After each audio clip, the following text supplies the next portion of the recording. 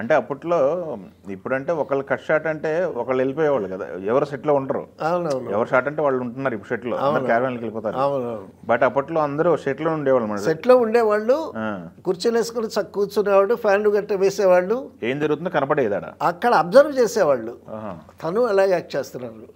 ఇప్పుడు జమునకి గుమ్మడి గారికి కైకా దశరథులుగా క్యారెక్టర్స్ ఉన్నాయనుకోండి, జమున యాక్ట్ చేసేటప్పుడు ఈయన చూసేవాడు, అబ్జర్వ్ చేసేవాడు. ఈయన చేసేటప్పుడు ఆవిడ అబ్జర్వ్ చేసేది. ఆవిడ ఎటువంటి ఎక్స్ప్రెషన్స్ ఇస్తుంది, దానికి కౌంటర్గా ఈయన ఏ విధంగా రెసిప్రోకేట్ అవ్వాలనేది ఆ విధంగా రామారావు గారు కూడా సెట్లోనే ఉండేవాళ్ళు. ఎవరైనా యాక్ట్ చేస్తుంటే రామారావు గారు కూడా సెట్లో ఉండి అబ్జర్వ్ చేస్తూ ఉండేవాళ్ళు. సో రామారావు గారు సెట్లో ఉంటే ఇక అందరూ సెట్లో ఉంటారు, ఆటోమేటిక్గా ఉంటారు. Okay.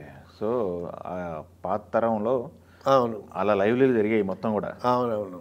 Okay okay.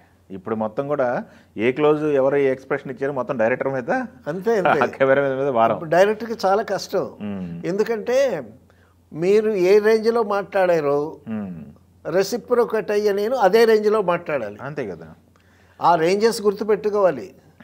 Directorial staff ఆ రేంజెస్ గుర్తుపెట్టుకోవాలి. నీ పేరు ఏం పేరు అని అంటే నా పేరు, అలాగా రేంజెస్ కూడా ఉంటాయి కదా. అవునవును.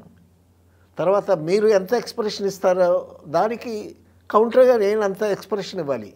ఇవన్నీ గుర్తుపెట్టుకొని డైరెక్టర్కి చాలా బర్డన్ ఇప్పుడు.